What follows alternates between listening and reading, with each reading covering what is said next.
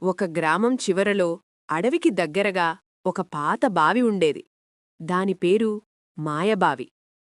ఆ బావి దగ్గరకు రాత్రి వెళ్లినవాళ్లు ఏదో ఒకటి కోల్పోయి తిరిగొస్తారని గ్రామంలో వాళ్లు చెప్పుకునేవారు.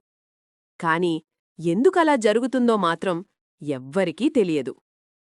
ఆ గ్రామంలో కిరణ్ అనే యువకుడుండేవాడు. అతనికి ఈ కథలమీద అస్సలు నమ్మకం లేదు. ఒకరోజు స్నేహితులతో కలిసి ఆడుకుంటూ బావి దగ్గరకు వెళ్లారు. అప్పుడు కిరణ్ పందెం కట్టాడు. నేనీ రాత్రి బావి దగ్గరకు వెళ్ళి వస్తాను. ఏమీ జరగదు. కావాలంటే మీరు చూడండి అన్నాడు. అర్ధరాత్రి. గాలి బలంగా వీచుతోంది.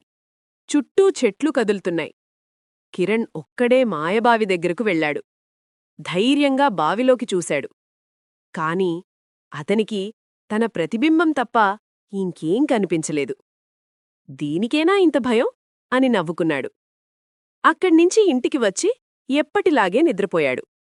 మరుసటి రోజు కిరణ్ లేచేసరికి ఇంట్లో అమ్మానాన్న కనిపించలేదు. ఆందోళనగా బయటికి వెళ్లి వెతికాడు. దారిలో స్నేహితులు కనిపించారు. కాని వాళ్లతన్ని పట్టించుకోకుండా వెళ్ళిపోయారు. కాసేపటికి గ్రామంలో వాళ్లు కూడా కనిపించారు.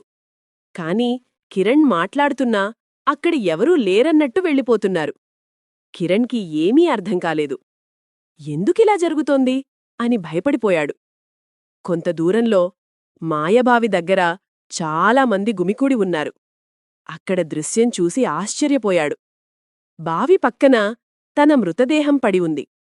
అమ్మానాన్నలు ఏడుస్తున్నారు. కిరణ్ ఆశ్చర్యంతో అక్కడే నిలబడిపోయాడు.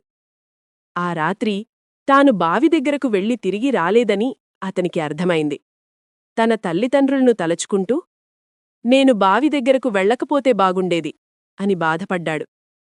ఆ రోజుతో కిరణ్ కథ అక్కడే ఆగిపోయింది. మాయబావి రహస్యం మాత్రం తెలియలేదు. ఇప్పటికీ గ్రామంలో పెద్దలు చెబుతుంటారు, ఆ బావి దగ్గరకు రాత్రి వెళ్లొద్దు. ఆ బావి దగ్గరకు వెళ్లినవాళ్లు తిరిగి వస్తారో లేదో ఎవ్వరికీ తెలియదు.